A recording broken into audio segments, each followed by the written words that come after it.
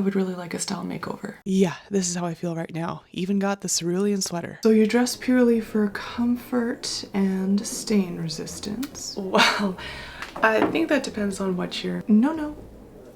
That wasn't a question. Though I try to look presentable, the last 5 years of parenthood had left me feeling unsatisfied with my personal style.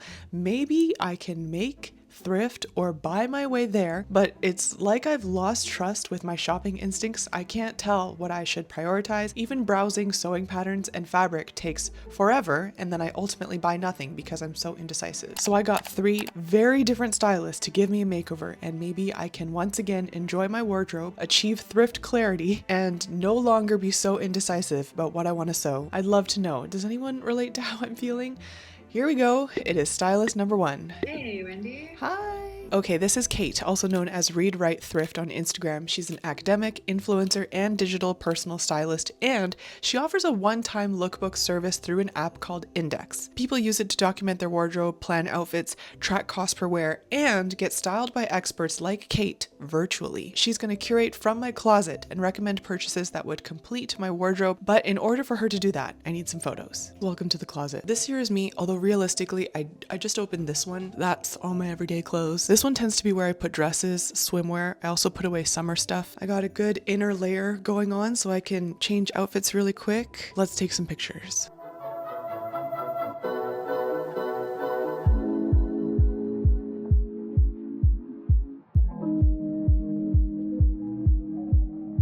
I did it. I did it. I did it. I did it. The last thing I want to do here is get flat images. I'm getting flashbacks from that exercise I did. I documented all my clothes and I tracked the stats of how often I wore it. I want to do a better job this time of taking clear pictures of the clothing, like they say in the world of data collection, garbage in, garbage out, and I want to give the stylists clear material to work with. What I love about Kate is she knows my climate. We both love thrift. We value slow fashion, and that made it really easy to talk about my style. I shared how I often feel like a chameleon, dressing in different styles depending on my inspiration at the time, and that is definitely a fun part of having this YouTube channel, but it also does leave me a little bit style confused in my day-to-day life. Okay, I got the email. She's put so much into this. Why am I so nervous, guys? So she's giving me a list of recommendations along with 10 outfits built from a combination of my pieces and new suggestions. She says it's totally normal to feel that you're in a state of becoming. The more I think about this whole process of trying to give myself a makeover, the more I'm like, who out there every single day dresses in a way that they love? I feel like I should probably just become more comfortable with this state of exploration, having fun, trying new things, because what is life once you stop growing and become totally stagnant? Here's the outfits. I mean, I don't feel like it makes sense that I'm here. We should go try these on. Okay, without buying anything, this is the closest I am right now. Something that was tricky to convey over photos is where things like boots actually hit me on the leg. These ones from Aloha's, I love them and I wore them all winter, but I think my only nitpick is that personally, I might like them if they hit just a little bit higher. This is with a boot that hits a bit higher on my leg, and this is how it looks with the closest little flat that I own. I'll show you what it looks like with her exact recommendations. She suggested buttoned all the way up. I did undo the top one just for like a slightly more relaxed look. Here it is with the polo. I find it's quite cute. After this, I continued through all 10 of the outfits on the left side in items I own, and on the right side, adding any purchases or alternatives. Outfit 3 was a good exercise in tighter fitting clothing, something I've been generally avoiding since giving birth 5 years ago, but I'm trying to bring it into the mix again. Outfit 4, I kept telling myself the barrel leg is a trend, it's a trend, don't buy into it, but this silhouette, it just makes so much sense. I'm gonna embrace it, trend or not. Outfit 5, okay, I need to stew on this one. The shade of blue of my cardigan and the polo shirt didn't quite match, and maybe that's one of the limitations with digital styling, but I do like the idea of this. Outfit 6, I also liked the direction of this. It got me excited to sew something with a fitted waist, like the recommended red blouse, so I'm adding that to my sewing list. Outfit 7, okay, this one helped me out a bit with bringing in a scarf scarf. She made all of these outfits with three main considerations. Outfits that are 1, immediately accessible and unfussy, which I think you can see. 2, provide a styling insight, such as adding a scarf, something I really don't do often. And 3, it can adapt through body changes, which is just something I appreciate so much. For outfit 8, what do we think of this little bag? I totally think I can sew something like this, so I didn't buy it, but just curious if you own this Bagoo bag. Do you love it? What are your thoughts? Outfit 9, it wouldn't be my idea to mix black and brown, but if Kate's telling me to try it, I'll do it. And I thought this came out quite cute. If you guys have a favorite in here, please let me know. Like I said, I don't feel like I can trust my own instincts these days. And finishing off with outfit 10, I am debating if I want to sew a pant like this, so I didn't buy it, and I tried it out with the most comparable things that I own. I had these patterns saved as potentials if I want to go down this road, but I'm still thinking about it. Believe it or not, that consumed the last 5 hours of my life. If even just this one makeover left you with a lot of thoughts, please let me know in the comments. Time to clean up, get the house ready for kids and dinner time, and not have the hallway be full of my stuff. Hi. All right, this is Kayla, also known as Kayla Will on Instagram. She's a stylist with a love for vintage sourcing, but with a focus on functionality and body representation. She offers a one-day in-person shopping session with no obligation to buy anything. Essentially, playing dress up all day and learning from her shopping process. I sent her the same presentation I gave Kate. She made a list of essentials that I should have in my closet, and we met up for our shopping marathon. Originally, Kayla sent me a list with 20 shops, which had me concerned, but I should have realized this was just a list, not an itinerary. We ended up visiting 4 stores. This was us playing with some leather at our first stop. I was trying to learn from Kayla how she shops for textures and colors, because for someone who can sew and has full customization control over my clothing, I sure do own a lot of neutral, solid colored basics. We need some texture, we need some color. I will say nothing was standing out to me here, but our next stop was my favorite out of all of the stores, unfortunately also the most expensive. So many textures I haven't tried before. I loved these pants. They were a little bit too small. Issey Miyake turtleneck, Sandy Liang shorts. Never tried anything like this striped shirt with a ruffled hood before. Weird, but kind of fun. Simone Rocha top. I actually did a thrift flip inspired by this look years ago, if you guys recall. Enjoyed this little sweater and striped skirt combo. This whole store was so charming, I made a mental note to come back here. This next spot was more like a classic Toronto vintage stop. Still exploring the leather pants. She was showing me how to pick shoes and a jacket for a dress like this. Oh, I actually ended up buying this blue dress shirt, and later my girlfriends all told me I should buy this black ruffled top, but I'm trying not to buy any more black clothes since they often mess with my camera exposure and white balance. I do like how I look here though. She got me in this poncho outfit, this cute little pink sweater outfit. The owner of the store actually knits these little scarves herself. This khaki green look, did a little statement coat, and one last stop to finish off the tank. I feel like I have a pretty decent shopping stamina, but at this point I had to rally to keep going. It was very fun to be Kayla's Barbie doll for the day, but I've never studied myself and tried to verbalize how I feel about everything that I'm trying on for like a whole day. I feel like we essentially condensed 5 years of shopping into one session, and I was trying to figure out how to process it all. From all of the outfits we tried, I created this XY axis. I think this is just like how my brain works. I was trying to organize the info. So if we interpret this, upper left is I like it. This comes naturally to me. Happy to move forward in this direction. Lower left, my brain could come up with these outfits, but I don't like them. Lower right, this was out of my comfort zone and I did not like it. And upper right, I liked this, but this was very new to me. When I shared this with Kayla, she added further interpretation. The upper left is the type of things I could look for to be elevated basics. It's the way I dress now, but there's just an extra little detail or texture or a little construction accent that just gives it more personality. And then the upper right is more makeover oriented, just like a step outside of where I am now, but still feels like me. If you guys notice, the exact same very normal looking pink sweater is in the lower left corner and in the upper right corner. When she paired it with the khaki pants in the lower left, hated it. I know pink and green can be a pretty cute combination, but on me, this silhouette felt very like frumpy and I was not into it. But in the upper right, she color blocked it with the pink heels, gave me black leather pants, a bag, and then this cute little scarf that I would never think to purchase. But if this was a paparazzi shot of me, I would not complain. I would be like, wow, looking cute. So that was interesting. I couldn't believe one sweater could occupy two opposing quadrants. And interestingly, the biggest takeaway was after just even that one day of shopping with her, when I went home and looked at my closet and looked at the things that I had been on the fence about whether I should like pass them along, sell them, donate them, I suddenly felt so much clarity. Like it was no longer indecisive. I was looking at every item and I was like, keep, don't keep, keep, don't keep. And I just want it to have things that work well together and work well with me.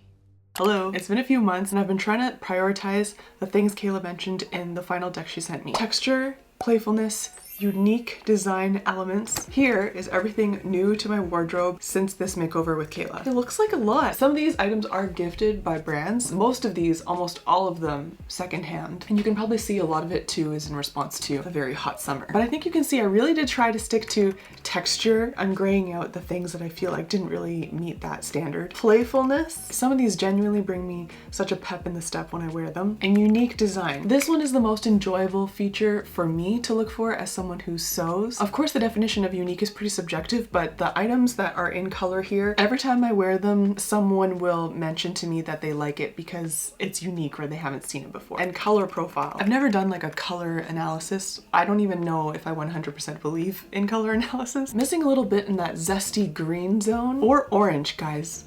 I hate orange. I think I don't own any orange clothing. If someone can make a strong pitch for why I should embrace more orange, please let me know. In contrast to everything that is new to the wardrobe, I actually think it's quite telling to notice what I tried on, totally thought about purchasing, and then ended up passing on. These two shirts, a little bit of flavor in the design, maybe not unique enough, and the fact that they're both solid colored kind of reduces that like texture playfulness aspect. Kayla said my current shoe selection looks great, but I could add a pointed toe heel or mule as well as focusing on colors. So when I got the chance to choose a pair of shoes from this Canadian brand, I prioritized this yellow sandal heel. Pretty happy with this. Goes with a lot of clothes, not boring. And accessories. To follow up on Kate's makeover, I did end up finding some brooches, all thrifted. A bunny, this sheep made of pearls. I would have never looked in this direction if Kate hadn't suggested it. So cute. And Kayla actually was the one who introduced me to the secondhand store where I got these. And the socks, they were gifted by Lucy and Yak, and I made sure to choose